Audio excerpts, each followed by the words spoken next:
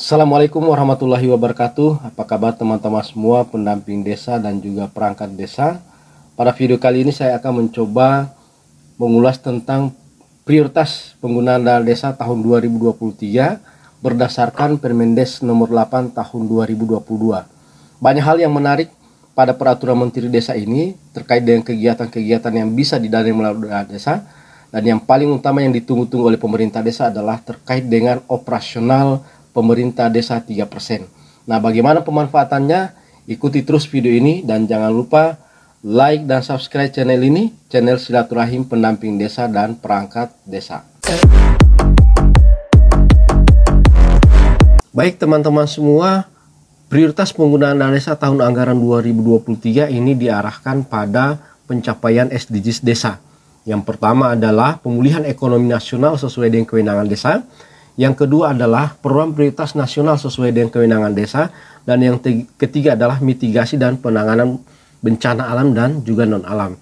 Nah, sekarang kita akan lihat satu persatu terkait dengan arah kebijakan ini.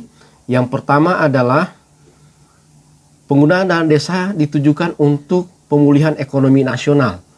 Nah, ini disebutkan yang paling pertama yakni pendirian, pengembangan, dan peningkatan kapasitas badan usaha milik desa dan juga badan usaha milik desa bersama.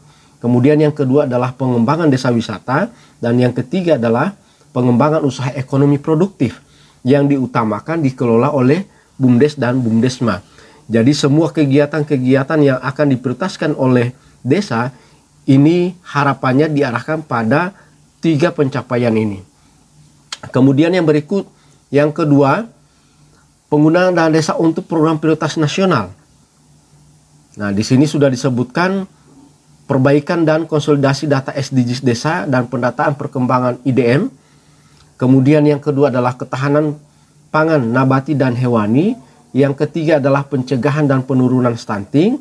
Yang keempat, peningkatan kualitas sumber daya manusia dan warga desa. Kemudian peningkatan keterlibatan masyarakat secara menyeluruh dalam pembangunan dan pemberdayaan masyarakat desa. Kemudian yang keenam adalah perluasan akses layanan kesehatan sesuai dengan kewenangan desa. Berikutnya adalah dana operasional pemerintah desa paling banyak 3% dari pagu dana desa setiap desa. Jadi hanya 3% untuk operasional pemerintah desa. Dan saya kira ini cukup lumayan ya. Kalau misalnya ada desa yang punya pagu dana sebesar 1 miliar, berarti 3%-nya sebanyak 30 juta untuk operasional pemerintah desa.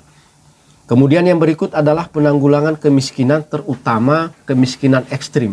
Dan yang paling terakhir, BLT, dana desa untuk mendukung percepatan penghapusan kemiskinan ekstrim. Ini pencapaian yang kedua terkait dengan penggunaan dana desa untuk program prioritas nasional. Yang ketiga adalah mitigasi dan penanganan bencana alam dan non-alam. Selanjutnya, bagaimana kita menetapkan prioritas penggunaan dana desa? Nah, di sini sudah dijelaskan dan juga sesuai dengan Permendes 21 terkait dengan pedoman pembangunan desa, bahwa ada beberapa tahapan perencanaan yang harus dilaksanakan oleh desa. Yang pertama, prioritas penggunaan dana desa dibahas, disepakati, dan ditetapkan dalam musyawarah desa penyusunan RKPDes dan dituangkan dalam berita acara. Nah, saya kira ini hampir setiap tahun ini kita laksanakan, yang tentunya sebelum kita menetapkan APBDes, semua kegiatan-kegiatan ini harus masuk dalam RKPDes. Yang kedua adalah penetapan prioritas penggunaan desa dilaksanakan mengikuti tahapan perencanaan pembangunan desa dengan ketentuan peraturan perundang-undangan yang mengatur mengenai PPD. Kemudian yang berikut, prioritas penggunaan dana desa dilaksanakan melalui swakelola dengan mendayagunakan sumber daya lokal desa dan diutamakan menggunakan pola padat karya tunai. Dan yang paling terakhir adalah pendanaan padat karya tunai dialokasikan untuk upah pekerja paling sedikit 50% dari dana kegiatan PKTD. Jadi ini tidak berubah terkait dengan besaran PKTD. Selanjutnya, penetapan penggunaan dana desa ini memperhatikan ya. Pertama adalah prioritas penggunaan desa menjadi bagian dari RKPDes. Yang kedua adalah prioritas penggunaan dana desa disusun berdasarkan hasil pendataan SDGs desa. Dan yang kedua, data yang disediakan oleh kementerian. Dan yang ketiga adalah aspirasi masyarakat desa. Jadi semua kegiatan-kegiatan ini harus salah satunya berdasarkan rekomendasi daripada SDGs desa. Nah, pertanyaannya, apakah teman-teman ini sudah melengkapi data SDGs? Apakah kita sudah selesai menginput 100%? Kalaupun misalnya belum selesai, proses penginputannya diharapkan di tahun ini segera diselesaikan agar supaya proses perencanaan benar-benar berdasarkan rekomendasi SDGs desa. Dan kalaupun misalnya belum ada hasil SDGs desa, maka ada aplikasi berupa IDM, Indeks Desa Membangun. Di sana sudah ada rekomendasi-rekomendasi kegiatan yang bisa dilakukan oleh desa. Dan yang ketiga adalah tentunya harus ada aspirasi masyarakat desa. Yang berikut adalah RKPDes yang memuat prioritas penggunaan desa menjadi pedoman dalam penyusunan APBDes. Saya kira ini sudah kita pahami secara bersama-sama. Lanjut lagi terkait dengan contoh kegiatan prioritas penggunaan desa. Nah, ini ada beberapa contoh berdasarkan lampiran Permendes nomor 8 tahun 2022. Teman-teman ini bisa melihat juga file terkait dengan kegiatan ini saya sudah sediakan di kolom deskripsi, silahkan di download. Yang pertama, prioritas penggunaan dana desa untuk pendirian, pengembangan, dan peningkatan kapasitas pengelolaan BUMDes dan BUMDesma. Yakni mencakup pendirian BUMDes, kemudian BUMDesma, penyertaan modal, kemudian yang berikut adalah pengembangan usaha atau unit usaha yang telah dilakukan oleh teman-teman pengurus BUMDes dan juga BUMDesma terkait dengan pengembangan produk unggulan desa atau produk unggulan kawasan perdesaan. Nah, ini ada beberapa contoh. Ada pengolahan hutan desa, pengolahan hutan adat, pengolahan air minum, pengembangan produk pertanian perkebunan, pengembangan produk perikanan, dan seterusnya ya. Kemudian kegiatan lain yang mewujudkan pendirian, pengembangan, dan peningkatan kapasitas daripada BUMDes dan BUMDesma berdasarkan kewenangan desa dan diputuskan dalam musyawarah desa. Selanjutnya, prioritas penggunaan desa ini juga mencakup ada bidang pertanian, perkebunan, peternakan, dan perikanan yang difokuskan pada pembentukan dan pengembangan produk unggulan desa. Kemudian ada bidang jasa, ada usaha industri kecil, kemudian industri rumahan yang difokuskan pada pembentukan dan pengembangan produk unggulan desa. Berikut adalah bidang sarana prasarana pemasaran produk unggulan desa, pemanfaatan potensi wilayah hutan dan optimalisasi perhutanan sosial, pengolahan hutan yang menjadi sumber tanah objek reforma agraria untuk program kesejahteraan masyarakat, pemanfaatan TTG atau teknologi tepat guna yang ramah lingkungan dan berkelanjutan. Dan yang paling terakhir adalah kegiatannya untuk mewujudkan pengembangan usaha ekonomi produktif yang diutamakan yang dikelola oleh BUMDes maupun BUMDesma. Selanjutnya adalah prioritas penggunaan dana desa untuk pengembangan desa wisata. Nah, saya kira ini teman-teman sama juga dengan prioritas penggunaan dana desa sebelumnya. Untuk dukungan wisata, yakni ada pengadaan pembangunan dan pemanfaatan pembinaan sarana prasarana desa wisata seperti pengolahan gazebo, pondok wisata, dan homestay, dan seterusnya ya. Contoh-contoh yang terkait dengan fasilitas yang ada di desa wisata. Kemudian ada promosi desa wisata, kemudian pelatihan pengelolaan wisata, ada pengembangan investasi desa wisata, ada pengembangan kerjasama antar desa di bidang wisata, pengembangan desa wisata lain sesuai dengan kewenangan desa. Ya, jadi itu kegiatan-kegiatan yang mungkin bisa didorong oleh teman-teman pendamping desa maupun pemerintah desa, terutama dalam rangka pengembangan wisata yang ada di desa. Selanjutnya untuk perbaikan dan konsolidasi SDGs desa, data perkembangan desa melalui IDM ya. Jadi di tahun berikutnya teman-teman ini masih diberi peluang untuk melengkapi lagi data SDGs desa. Nah, tentunya dalam proses konsolidasi juga ini ada kegiatan-kegiatan yang bisa dilaksanakan ya. Yang pertama mulai pendataan potensi sumber daya alam maupun sumber daya yang ada di desa. Kemudian yang berikut adalah pendataan pada tingkat rukun tetangga sama dengan di tahun 2021 yang kita laksanakan. Silakan prioritaskan lagi di tahun 2023. Kemudian ada pendataan di tingkat keluarga, ada pendataan warga migran, kemudian pemutahiran data termasuk data kemiskinan, pendataan kesenian dan budaya lokal termasuk kelembagaan adat, kemudian adalah pengadaan sarana prasarana teknologi ya. Dan yang paling terakhir adalah pendataan desa sesuai dengan kewenangan desa. Jadi ini terkait dengan konsolidasi data SDGs desa. Selanjutnya adalah prioritas penggunaan dana desa untuk ketahanan pangan nabati dan hewani. Nah ini kita bisa lihat teman-teman, saya kira di tahun kemarin ini juga kita sudah laksanakan, jadi tidak ada perubahan kegiatan-kegiatannya, mulai dari pengadaan bibit atau benih, pemanfaatan lahan, kemudian ada pelatihan budidaya pertanian, ya, kemudian ada pembangunan dan pengelolaan lumbung pangan desa, ini juga sama dengan tahun sebelumnya ya, tidak ada perubahan.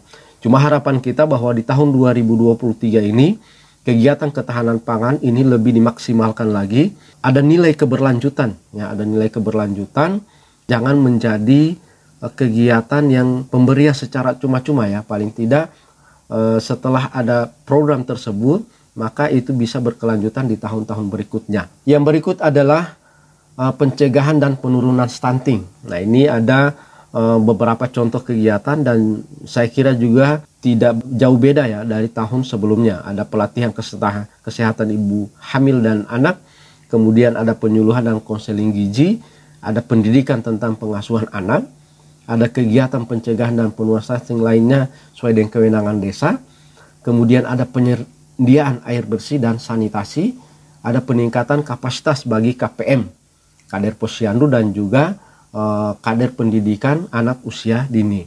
Nah, ini kegiatan-kegiatan yang bisa dilaksanakan dalam rangka pencegahan stunting. Yang berikut untuk peningkatan kualitas sumber daya manusia bagi warga desa. Nah ini ada beberapa hal yang perlu diperhatikan. Tentunya ada pengadaan, pembangunan, dan pengembangan pemeliharaan sarana prasarana perpustakaan desa atau taman baca masyarakat kalau ada. Kemudian yang berikut pengadaan, pembangunan, pengembangan, dan pemeliharaan prasarana olahraga, adat atau budaya.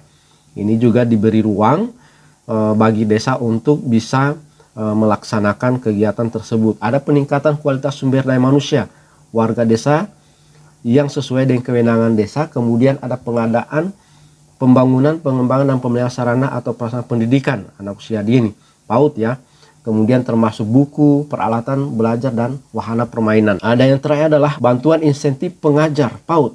Ingat ya, insentif ya, bukan honor. Nah ini ada beda ya, kalau honor ini diterima rutin setiap bulan dan sudah ada pagunya, tapi kalau insentif adalah tambahan penghasilan ya, tambahan penghasilan, entah dia bagi guru yang berprestasi, mungkin bisa diberikan reward oleh pemerintah desa. Nah seharusnya pemerintah daerah menanggung honornya dan insentifnya mungkin bisa ditanggung oleh desa. Kemudian yang berikut adalah pengembangan pelayanan kesehatan sesuai dengan kewenangan desa. Nah ini beberapa contoh yang bisa kita laksanakan oleh desa, mulai pengadaan, pembangunan, pengembangan, dan pemeliharaan prasarana pondok bersalin, pondok kesehatan desa, pos pelayanan terpadu, dan pos pembinaan terpadu. Yang berikut adalah bantuan operasional untuk akses layanan dokter, perawat, bidan, dan tenaga medis lain bagi desa. Yang berikut adalah insentif untuk kader kesehatan masyarakat. Dan yang paling terakhir adalah kegiatan perluasan akses layanan kesehatan lainnya ya, sesuai dengan kewenangan desa dan diputuskan dalam musyawarah desa. Ini contoh-contoh prioritas penggunaan dana desa untuk pengembangan pelayanan kesehatan sesuai dengan kewenangan desa. Dan yang ditunggu-tunggu adalah operasional pemerintah desa. Operasional pemerintah desa itu hanya 3% dari pagu dana desa. Kemudian biayanya adalah dapat digunakan untuk membiayai kegiatan koordinasi yang dilakukan bersama dengan pemerintah daerah, pemerintah desa lain, masyarakat atau kelompok masyarakat dalam rangka membangun keharmonisan hubungan koordinasi serta kegiatan lain yang mendukung pelaksanaan tugas pemerintah desa. Jadi yang pertama adalah berupa SPPD. Nah ini yang sering ditanyakan oleh teman-teman pemerintah desa, ini sudah bisa SPPD dalam rangka melakukan koordinasi ya. Kemudian yang berikut biaya penanggulangan kerawanan sosial masyarakat dapat digunakan untuk membiayai kegiatan ini dalam rangka pencegahan dan penanggulangan kerawanan sosial yang disebabkan karena kemiskinan, kesusahan, musibah, keterbatasan dana, konflik sosial, bencana, dan bencana yang menimpa warga masyarakat. Dan yang ketiga, dana operasional 3% ini dapat digunakan membiayai kegiatan promosi protokoler pemberian untuk masyarakat yang berprestasi, ada kegiatan-kegiatan olahraga, kegiatan sosial, kegiatan seni, budaya, keagamaan, penguatan rasa kebangsaan dan kesatuan, dan pemberian apresiasi kepada orang atau masyarakat yang membantu tugas pemerintah desa. Jadi kalau ada kegiatan keagamaan, perayaan-perayaan keagamaan, ada kegiatan kesenian, olahraga, ya silakan dinanai lewat dana operasional 3%. Karena rata-rata ini juga yang sering dikeluhkan oleh pemerintah desa. Yang berikut, untuk penanggulangan kemiskinan ekstrim, terutama kemiskinan ekstrim yang ada di desa. Ini ada beberapa hal yang harus dilakukan, mulai dari penurunan beban pengelolaan antara pemberian bantuan sosial, kemudian jaminan sosial bagi masyarakat miskin, kemudian bagi lansia, kaum difabel untuk mendapatkan jaminan sosial dari pemerintah pusat dan pemerintah daerah. Kemudian ada peningkatan pendapatan lain, pemberdayaan UMKM ya dan menengah, kemudian pengembangan ekonomi lokal dan penyediaan akses pekerjaan. Ada penyediaan lapangan pekerjaan termasuk melalui PKTD. Yang berikut adalah meminimalkan wilayah kantong kemiskinan dengan pendekatan akses layanan dasar yang sesuai dengan kewenangan desa. Kemudian yang paling terakhir adalah bantuan pembangunan, perbaikan atau rehabilitasi rumah layak huni atau rumah sehat bagi warga miskin dan warga miskin ekstrim. Nah, bantuan tersebut itu maksimal 10 juta. Selanjutnya BLT, bantuan langsung tunai, ini juga masih ada di tahun 2023. Ini dimaksimalkan 25%. Kalau tahun sebelumnya itu minimal 40%, tapi yang sekarang itu maksimal 25% dari total pagu dana desa. Ini kriterianya kalau berdasarkan Permendes ini, yang pertama adalah keluarga miskin yang berdomisili di desa bersangkutan dan diutamakan untuk keluarga miskin ekstrim. Yang kedua adalah keluarga yang terdapat anggota keluarga difabel. Yang ketiga, keluarga yang terdapat anggota keluarga rentan sakit atau yang punya penyakit kronis menahun. Keluarga dengan anggota rumah tangga tunggal lanjut usia. Ya. Jadi teman-teman, inilah hal-hal yang diatur dalam Permendes nomor 8 tahun 2022. Demikian terkait dengan Permendes ini. Kalaupun misalnya ada hal-hal yang masih kurang, silahkan beri komentar di kolom komentar. Kita bisa berdiskusi lebih banyak lagi. Terima kasih. Wallahu muwaffiq ila aqwamit thoriq. Wassalamualaikum warahmatullahi wabarakatuh. Salam desa.